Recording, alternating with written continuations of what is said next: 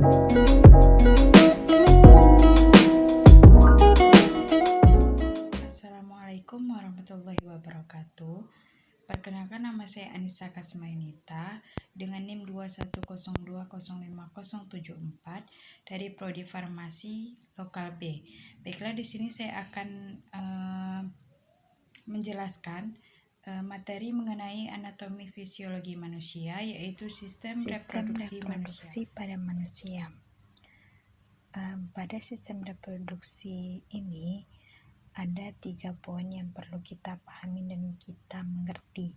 Yang pertama ada pembelahan sel, kedua struktur dan fungsi organ reproduksi, dan yang ketiga juga fertilisasi dan menstruasi. Teman-teman bisa mencatat poin-poin penting yang saya sampaikan mengenai sistem reproduksi pada manusia ini. Baiklah, kita masuk yang pertama. Yang pertama yaitu ada namanya pembelahan sel. Pembelahan sel sangat penting bagi kelangsungan hidup semua makhluk hidup. Ada 3 alasan mengapa sel mengalami pembelahan, yaitu untuk pertumbuhan, perbaikan, dan reproduksi. Perlu teman-teman ketahui bahwasannya sel itu memperbanyak dirinya dengan cara membelah diri supaya menjadi banyak dan supaya berkembang.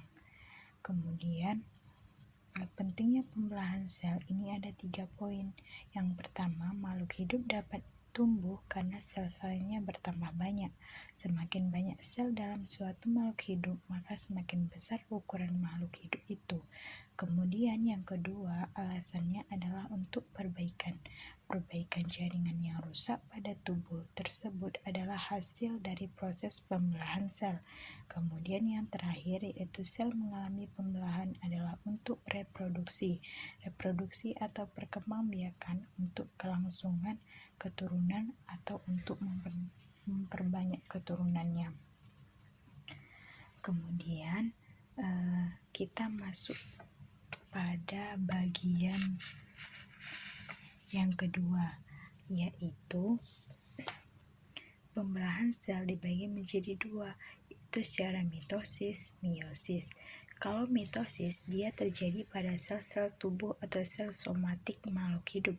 Kalau dia meiosis, terjadi pada sel gamet atau sel kelamin. Kita bisa melihat dari gambar bahwasannya mitosis itu menghasilkan 2 sel anakan yang bersifat diploid atau dilambangkan dengan 2N.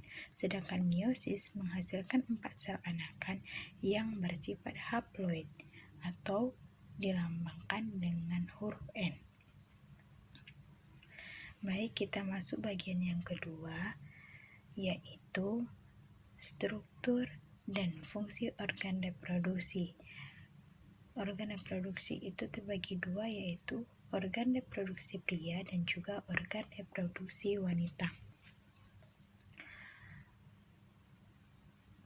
Baik, organ reproduksi pada pria itu terdiri dari testis, epididymis, vas deferens, uretra, penis, rektum. Baik, kita akan jelaskan satu-satu ya. Baik, yang pertama itu ada namanya adalah testis, yaitu testis itu fungsinya memproduksi sperma. Kemudian yang kedua ada epididymis, yaitu fungsinya mematangkan sperma. Ada vas deferens untuk mengatur sperma, ada uretra membuang urin, dan penis sampai keluarnya sperma. Baik, proses pembentukan sperma atau spermatogenesis yang disebut terjadi pembelahan meiosis 1 dan pembelahan meiosis 2. Yang pertama itu ada spermatogonium, itu berubah menjadi spermatosit primer. Kemudian spermatosit primer ini akan membelah menjadi spermatosit sekunder. Kemudian spermatosit sekunder akan membelah lagi, dia menjadi yang namanya spermatik. Kemudian terjadinya diferensiasi menjadi spermatozoa. Kemudian organ reproduksi pada wanita ada serviks, vagina, uterus, tuba fallopi, ovarium. Baik, kita akan jelaskan yang pertama, yaitu ada namanya ovarium. Ovarium ini itu tempat memproduksi sel telur serta hormon estrogen dan progestrogen. Itu jumlahnya sepasang. Kemudian yang kedua ada tuba fallopi, yaitu saluran yang menghubungkan ovarium dengan uterus atau rahim. Dia jumlahnya juga sepasang. Kemudian yang ketiga ada infundibulum, yaitu bagian pangkal oviduk berbentuk corong. Kemudian yang selanjutnya ada rahim atau uterus, yaitu tempat melekatnya sel telur yang telah dibuahi oleh sperma.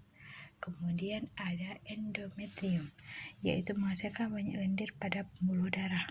Kemudian ada serviks, yaitu uterus bagian bawah yang menyempit dan membuka ke arah vagina. Kemudian yang terakhir ada vagina, yaitu saluran keluarnya darah menstruasi dan keluarnya bayi. Kemudian proses pembentukan sel telur atau oogenesis terjadi pertama oogonium itu berubah menjadi oosit primer, kemudian oosit primer membelah menjadi oosit sekunder dan badan polar primer. Kemudian oosit sekunder ini akan membelah menjadi satu oosit dan badan polar.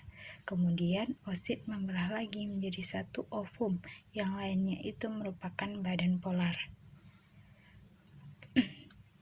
Kemudian masuk fertilisasi dan menstruasi, yaitu apa itu? Fertilisasi merupakan proses peleburan inti sel sperma dengan inti sel telur sehingga membentuk zigot. Proses fertilisasi ini terjadi di dalam tuba fallopi. Kemudian yang kedua ada menstruasi, yaitu proses meluruhnya endometrium dan ovum apabila sel telur tidak dibuahi oleh sel sperma. Pada gambar fertilisasi ini adalah sperma bertemu dengan sel telur ya, dibuahi dia. Kemudian menstruasi ini tidak dibuahi dia, terjadinya proses meleburnya kan, sehingga disebut dengan menstruasi. Menstruasi ini siklusnya biasanya yaitu pada 28 hari pada wanita.